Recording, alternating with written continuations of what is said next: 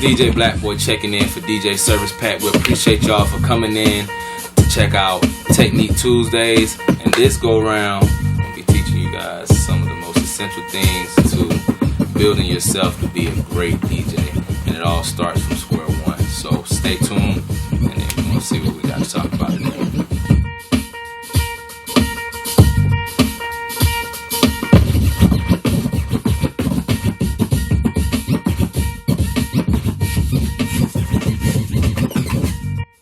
Okay, so you have your DJ name now, and it's time for you to get some equipment.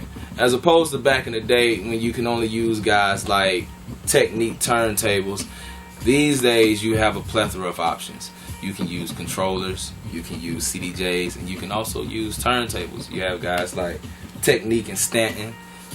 With your turntables, those are the most popular guys, and even now Pioneer has come out with their own turntable that somewhat resembles a Technic.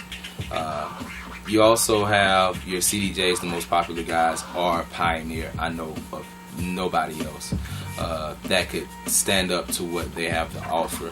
And I would say that Pioneer is the best way to go when it's time to get some CDJs, because as long as I've had mine since Lord knows when, they haven't really messed up on me that much.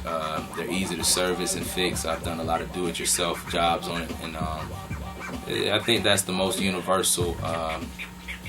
That's the most universal tool that you can use as a DJ when you're using CDJs.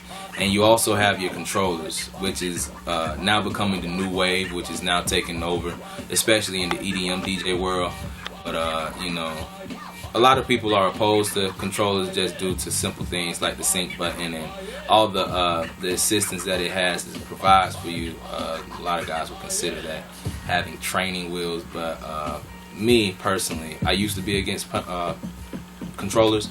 Nowadays, I realize you have to start from a certain point to get to where you want to be, and if a guy has to use controllers first, I have nothing against that. Just don't become so reliant on having some assistance when you're DJing, because once you go into another level of DJing, a lot of people are going to wonder where your skill level is, and it's kind of hard to show where you're at when you're using controllers. I personally prefer Technics. They're easily one of the best tools to use as a DJ. They're more analog, and with that being said, meaning that a lot of stuff is going to come and depend on you, such as your release, your everything.